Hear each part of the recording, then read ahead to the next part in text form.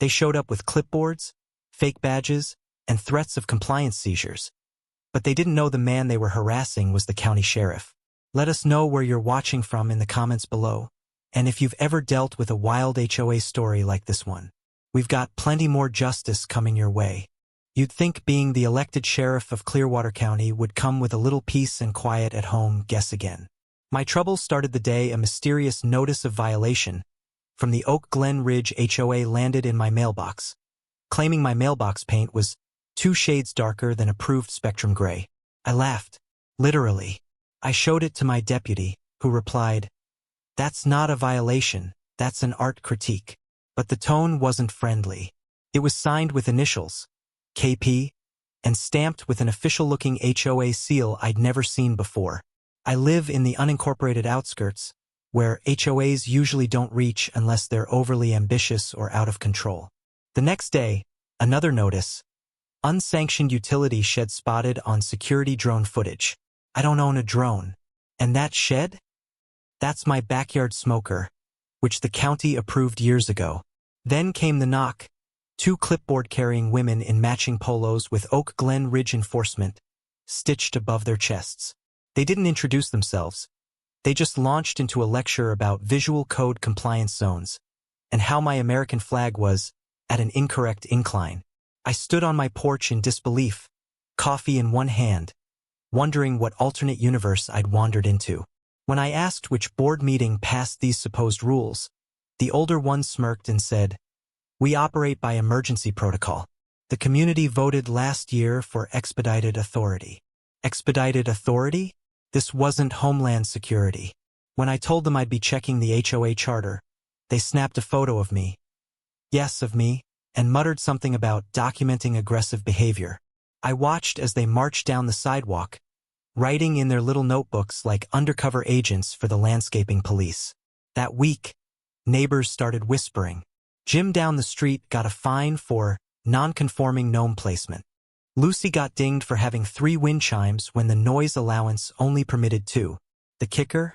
Oak Glen Ridge isn't even the name of our actual HOA. It's Oak Glen Estates. Subtle change, but enough to confuse. I called the HOA president, Martha, and she sounded baffled. "We don't have enforcers named Karen or Pam," she said. Karen and Pam. KP. The initials on my first notice. Something wasn't adding up. The next day, I parked across from their little mobile compliance station. A rented white van with a collapsible table, pamphlets, and a banner reading, Oak Glen Ridge, keeping communities pristine. They were printing fake citations like it was Kinko's. I asked for ID. They gave me laminated cards that looked like they'd been made on a home printer. I asked for their business license. They said HOA enforcers operate under private neighborhood authority and didn't need one. I didn't pull my badge. Not yet. I wanted to see how deep the nonsense went. Over the next week, I received 5 more notices, each more absurd than the last. Garage door slant exceeds 4-degree optical tolerance. Front yard lacks species diversity. Unregistered porch furniture. Unregistered. That's when I knew. I wasn't just dealing with bored neighbors. I was dealing with imposters who'd built a whole operation on fake authority. And the terrifying part? People were complying. The Smiths removed their garden. The Nguyen's repainted their house. These women, Karen and Pam, were turning our street into Stepford by intimidation. But they messed with the wrong address. Because when you try to enforce fake laws on a county sheriff, eventually, the law knocks back. You'd think after I started asking questions, Karen and Pam would back off, maybe even disappear like roaches under a porch light. But instead, they doubled down like they were starring in their own HOA-themed mafia movie. Within a week, they announced a community order summit via printed flyers duct-taped to every mailbox. No envelope, no stamp, just an aggressive black and white letterhead reading mandatory. It was held in the cul-de-sac at the end of Hickory Lane, with folding chairs and a projector set up like we were attending some bootleg TED Talk. Karen, now wearing a whistle and a sun visor that said Chief Compliance Director, stood before a slideshow titled Neighborhood Reclamation, restoring order 1 shrub at a time. Pam managed the tech, fumbling with the HDMI cable like she was launching a NASA rocket. I showed up in plain clothes, arms crossed, watching as she unveiled her so-called tiered obedience plan. According to her, Phase 1 was already in effect, re-education via citations. Phase 2, structural conformity, meaning everyone's home had to meet a ridiculous checklist she called the golden ratio of residential aesthetics. Someone asked who voted for this. Karen didn't blink. "You did," she said. "Your silence is consent." A few neighbors clapped nervously. Others looked ready to bolt. I was about to call it when Karen unveiled her piece de resistance. A live demonstration. She marched over to a neighbor's yard, pulled out a spray can, and began marking a red X on the brick mailbox. "Non-compliant curvature," she announced. "This unit must be extracted within 72 hours or face legal seizure." Legal seizure? She was out of her mind. Pam handed her a printed citation that looked disturbingly like a real court order, complete with an imitation county seal. I recognized the seal because, well, I wear it. That's when I stepped forward. "Karen," I said, loud enough for the crowd, "that's not a legal seal. That's the old emblem from a discontinued sanitation department logo. Your legal seizure is about as real as monopoly money." She didn't flinch. She turned to the crowd and said, "This man is disrupting an authorized civic proceeding. I'm placing him under residential arrest under Article 14 of the Community Compliance Code." Then she pulled out zip ties. Real ones. The crowd gasped. Pam actually tried to flank me, like they were executing a pincer move straight out of a YouTube tactical takedown. I smiled. I pulled out my badge, real slow, letting the gold catch the sunlight. "County Sheriff," I said. "Try me." The silence that followed was chef's kiss delicious. Karen froze mid-lunge. Pam dropped her clipboard like it had caught fire. I looked at the zip ties. "That's attempted unlawful detention. If you touch me, you're facing felony charges. Want to try again?" The crowd, stunned seconds ago, began to murmur, then cheer. A kid yelled, "Get Sheriff," like it was a scene out of a Western. But Karen wasn't done. "This is harassment," she snapped. "You're impersonating a civilian." I raised an eyebrow. "Karen, I am a civilian. I just also happen to be the guy with arrest authority in 3 counties. Want to see the handcuffs?" She hissed. Actually hissed. And stormed off, dragging Pam behind her, who looked like she might cry.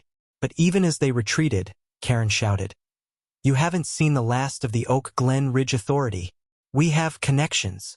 I believed her, because only someone with serious nerve or something to hide would threaten a sheriff in front of 40 witnesses. But I wasn't worried. I was intrigued. Something told me this went way deeper than nosy neighbors and fake fines. And if Karen thought she could scare me with her compliance tiers, she was about to find out what real law enforcement escalation looks like, because I just opened a quiet investigation, and the next chapter? It wasn't going to be pretty for her. 2 days after the community arrest fiasco, I did what any decent sheriff would. I called up the county clerk's office to see if Oak Glen Ridge HOA had ever filed for a charter, board approval, or even a business license. They hadn't. In fact, there was no record of any such organization in our county or the next 3 adjacent ones. But what I did find was much weirder. A shell LLC registered 6 months ago by a woman named Cassandra Pierce. A name that just so happened to match Karen's real name, which I'd finally dug up using facial recognition from a parking ticket in another state. Turns out Karen had a history. A string of fake HOA complaints, scam fines, and compliance inspections across multiple towns, stretching from Florida to Nevada. She'd even been slapped with a cease and desist in Arizona for pretending to be a city code enforcer. But here she'd evolved her scheme. Because after some digging into her financials, public records, mind you, I discovered the Oak Glen Ridge violations were tied to a PayPal account labeled Municipal Remittance Authority, which funneled directly into Cassandra's personal checking account. A scam. An HOA-themed grift. And she was making thousands. Every citation fee was $45. Some neighbors had paid 5 or 6 of them, thinking they were avoiding legal trouble. But the real kicker? She wasn't acting alone. When I subpoenaed utility access logs from a suspicious rental home, she was using as her compliance headquarters. Guess who else was on the lease? None other than Thomas Granger, a recently fired code compliance officer from our own county office. He'd been terminated for gross misconduct, but apparently, he'd kept his uniform and badge replica. That's how they were pulling this off. Granger was pretending to be the muscle, lending Karen's operation a fake veneer of authority, while she sweet-talked and threatened folks into submission. The white van? Registered in his name. The printer used for the fake fines? Bought with a county procurement card he never returned. This was no HOA feud. It was a fraud network, exploiting confused homeowners, especially retirees, using psychological intimidation and fake paperwork. I even found a script in their van's glove box labeled Fear First Compliance Tactics, outlining how to escalate authority tone and threaten legal exposure without actually breaking impersonation laws.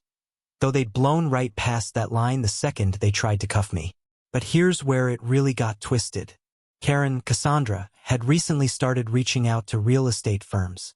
Emails on her burner laptop showed she was trying to push out non-compliant homeowners and flip the properties to developers at a markup after they were rehabilitated under her bogus guidelines. She wasn't just bossy. She was building a miniature racketeering operation masked as neighborhood beautification. And she'd almost gotten away with it. In fact, she'd filed an LLC variant in another state called Oak Glen Renewal Initiative, which planned to buy 3 homes, including mine, at auction after owners defaulted on compliance liens. That's when it hit me. Karen had started this whole charade not just to feel powerful, but to take people's homes, to steal them. And my house, my smoker, mailbox, and flag were just obstacles on her blueprint for a hostile community takeover. That's when I looped in the DA. We got a warrant. My team raided the van and the rental house simultaneously. Pam cracked first. She'd been roped in as a volunteer assistant, but didn't know about the money laundering. She was in way over her head. But Karen? She lawyered up immediately and refused to say a word. Even when we laid out the bank records, the faked county seals, and the PayPal account with her name all over it, she stared straight ahead like she still had a neighborhood to govern. But this wasn't HOA court. This was criminal court. And in the blink of an eye, the woman who handed out fake fines for aesthetically aggressive wind chimes was about to be arraigned for fraud, impersonation, and attempted real estate theft. The community, meanwhile, was stunned. The very neighbors who'd nervously obeyed her every command were now showing up at the sheriff's office with statements, receipts, and stories. One even brought a fake noise abatement ticket for a squirrel feeder. We had a dozen counts on her before sunset. And as the scope of the scam unraveled, one thing became clear. Karen hadn't just impersonated authority, she had tried to become it. She turned her insecurity and obsession with control into a predatory empire. But in trying to steal our homes, she triggered something she never expected. Someone who didn't just respect the law, but was the law. And now she was about to find out what real consequences look like. The morning after Karen's arrest, the neighborhood was already buzzing like someone had spiked the HOA meeting punch with justice. But I wasn't done, not even close. See, taking her down for fraud and impersonation was just phase 1. What I wanted was full exposure. Not just for her, but for every crooked code enforcer, developer, and bureaucrat who looked the other way while scams like this took root. So I went public. I called in my cousin, an anchor at the local Channel 7 News, and gave her the exclusive. Fake HOA officer tries to arrest sheriff, gets cuffed instead. The footage from Pam's phone went viral overnight. TikTok had a field day. Someone remixed Karen's "You Haven't Seen the Last of Oak Glen Ridge" speech into a dubstep anthem. It had 2.4 million views by lunch. But memes aside, I filed a civil injunction freezing all of Karen's assets under the RICO statute, usually reserved for organized crime.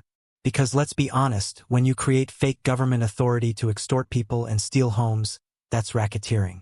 Meanwhile, the DA's office pushed for maximum penalties on all 12 fraud counts. And I didn't stop there. I worked with the county board to audit every HOA in a 30-mile radius. Guess what we found? 5 more phantom HOAs with nearly identical tactics.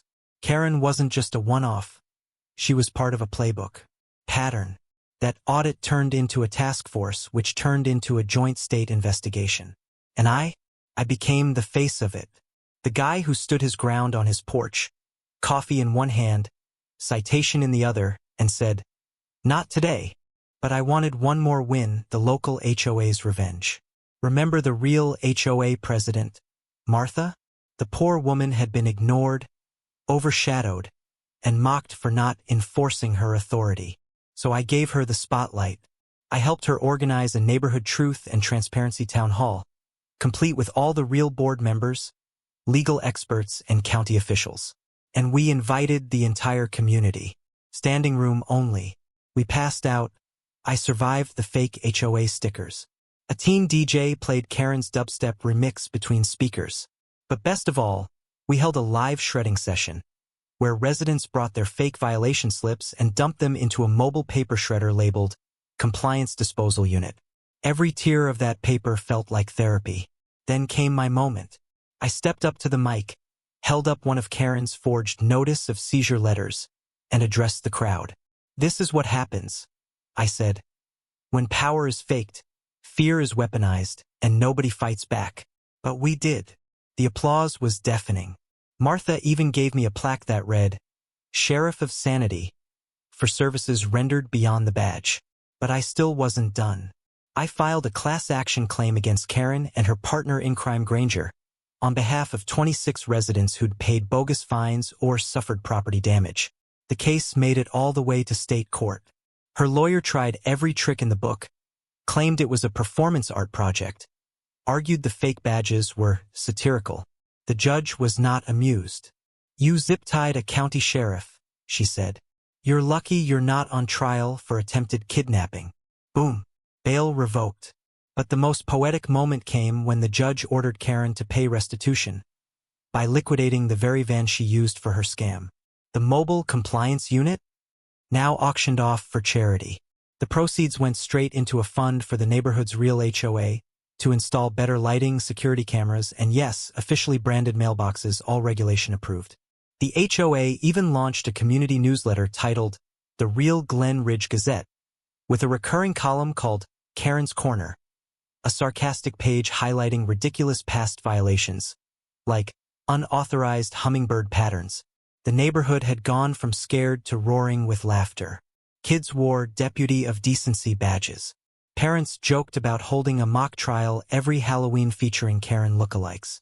And me? I slept like a baby. Not just because I'd stopped a scam, but because I'd reminded people that the law isn't just something to fear, it's something to trust. Karen had tried to take power by faking it. I reclaimed it by earning it. And as for Pam, she got probation, community service, and one very awkward job, helping Martha plan HOA barbecues. Turns out, she's actually a pretty good grill master when she's not assisting in felony fraud. Go figure. If Karen's scam was a castle made of HOA forms and fake clipboards, then the legal system just pulled out the foundation, and the whole thing came crashing down. Started in court. Once the fraud evidence was laid bare, bank transfers, fake IDs, threatening letters signed compliance czar, and her zip-tie arrest stunt. Her attorney requested a plea deal. The DA laughed. Literally. "You threatened to detain a sworn officer of the law and extorted half a neighborhood," she said. "This isn't a slap-on-the-wrist kind of fraud." Karen was officially charged with 17 counts. Impersonation of a public official, mail fraud, criminal trespassing, illegal surveillance. Yes, those drones were hers. And, most satisfyingly, attempted real estate theft. The sentence? 8 years with no parole for 3. But jail was just the beginning of her unraveling. Her mugshot hit the evening news with the headline, "HOA Queen Busted in Fake Authority Ring." The story went national. Late-night hosts had a field day. One joked, when Karen says, "I need to speak to the manager." Apparently she means the district attorney. Her social media presence vanished overnight, though not before someone screenshotted her old posts about enforcing order in a chaotic world and turned them into memes. But it was what happened outside the courtroom that truly hit her where it hurt. Remember those fake fines she collected? Well, the civil suit against her succeeded. Every cent she scammed had to be paid back. The court froze her assets, seized her car, and garnished her wages. Though in jail, her only job was mopping the cafeteria floor twice a week. Her developer partner, Granger, flipped on her faster than a pancake at a church breakfast. Claimed it was all her idea, that he was duped by her charisma, which no one bought. He got 5 years and a lifetime ban from holding any government or code enforcement job again. But the crown jewel of her downfall? The letters. Hundreds of them. From the very neighbors she harassed. Each one read aloud in court during sentencing. "You made me afraid to step outside because of my porch gnome," read one. "I threw out my grandmother's rocking chair because of your threats," said another. "I missed my mortgage payment because I thought your citations were real." Karen didn't speak, didn't cry, just sat there in her orange jumpsuit like someone waiting for a refund that would never come. Her prison nickname became Warden Karen, thanks to a local tabloid. The other inmates weren't impressed. Turns out nobody likes a fake cop, even in jail. And her power complex? Yeah, didn't fly well behind bars. According to a guard I know, she tried to organize the hygiene schedule her first week inside. That got her mop duty for a month. Meanwhile, outside, the community she tried to conquer thrived. People started joking about pulling a Karen anytime someone overstepped a boundary. Martha's HOA installed a suggestion box called "What Would Karen Do?" where residents submitted ridiculous mock rules, like no squirrels allowed without proper ID.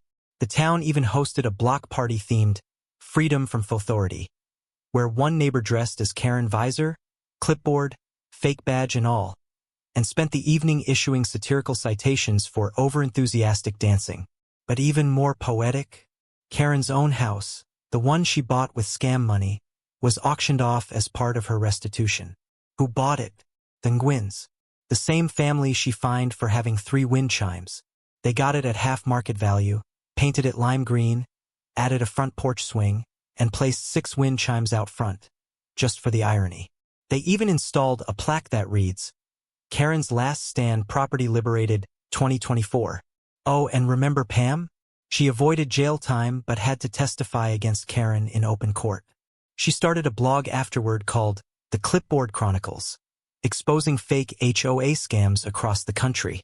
She's actually made something of herself. Turns out, being Karen's assistant gave her enough guilt to fuel a redemption arc. Karen, meanwhile, gets one 10-minute phone call a week, and according to a well-placed source, she spends most of them trying to reach news outlets to set the record straight. Nobody calls back. Her dream of being a community leader ended not with applause, but with prison-issued slip-on shoes and instant oatmeal. Her kingdom of fake fines and lawn micromanagement lay in ruins. And the only order she gets to enforce now? The one that tells her when to wake up, when to mop, and when to get back in line. Because Karen didn't just lose her fake title. She lost the thing she loved most. Control. And that, more than jail time, is the punishment that fits her crime like a glove. With Karen locked up, her fake empire dismantled, and the neighborhood finally breathing free, you'd think the story ends there. But fate, as always, had one more hilarious twist in store. 6 months after her sentencing, our town received an official notice from the State Prison Board. They were launching a community-based rehabilitation program. And guess where they were sending their first batch of low-level offenders for supervised work? That's right, Oak Glen Estates. Karen, sentenced for impersonating an officer and scamming homeowners, would be coming back. Not in charge, not on a clipboard throne, but as a part of the prison's public works initiative. She'd be spending her summer weeding flower beds and repainting real HOA-approved mailboxes under the direct supervision of Deputy Sanchez, who gleefully volunteered for the assignment. I'll never forget the first day she arrived. Orange jumpsuit, floppy hat, pushing a wheelbarrow in front of the very homes she tried to strong-arm. Kids pointed. Phones came out. One neighbor held up a handmade sign. Now that's what I call compliance. Karen didn't say a word, just kept pulling weeds with the stiff, mechanical energy of someone reliving every bad decision in 95-degree heat. The Nguyen's made popsicles for the crew, handed her one, and smiled sweetly. "We hope the wind chimes aren't too loud for you." It jingled softly in the breeze behind them. Meanwhile, the HOA, the real one, went from a sleepy little board to the most active, engaged committee in county history. Martha became something of a local celebrity, invited to speak at regional conferences on HOA transparency and how not to end up like Karen. The HOA newsletter now had a humor column called Karen O, where residents submitted the most absurd rules they could think of. My favorite? Penalty for grass growing above 1.75 inches. Mandatory poetry reading about mulch. That one made the Christmas edition. But the real cherry on top came when Channel 7 News followed up with a Where Are They Now? segment. Pam had started a YouTube channel teaching people how to spot fake authority scams. Granger was still behind bars, doing time and community service, ironically as a janitor for a city permit office. And Karen? She refused interviews, but was caught on a cell phone video accidentally spraying herself with a hose while trying to clean mildew off a fence she once cited for unauthorized patina. The video was set to dramatic music. Viral again. Some local teens made Karen Cleanup Crew t-shirts, sold them online, and donated the proceeds to the community garden Karen once tried to shut down for non-native plants. That garden now thrives. Vibrant, messy, and proudly out of uniform. I still walk by her old house, now owned by the Nguyen's, where they host monthly BBQs called Grill the Enforcers, open to the entire block. One of the new wind chimes even has tiny metal replicas of zip ties dangling from it. You can hear them clink softly whenever the breeze rolls through. Sometimes I stop and laugh. Not out of spite, but because the ending was just too perfect. Karen wanted to control the neighborhood. In the end, she united it, but not under her rule. Under ours. She tried to weaponize fear, but all she really did was show us what happens when no one stands up. And now we stand. Together. No clipboards. No fake laws. Just good neighbors, cold lemonade, and the occasional HOA meeting where someone inevitably jokes. At least this time, no one's getting arrested. And me? I'm still the sheriff. Still drinking my porch coffee. But every now and then, I see a weed sprouting near the curb and smile. Because somewhere out there, Karen might be scrubbing a mailbox, dreaming of the days when she thought zip ties could take down a lawman. And that, my friends, is how the sheriff shut down the HOA that never existed, and restored order one ironic consequence at a time.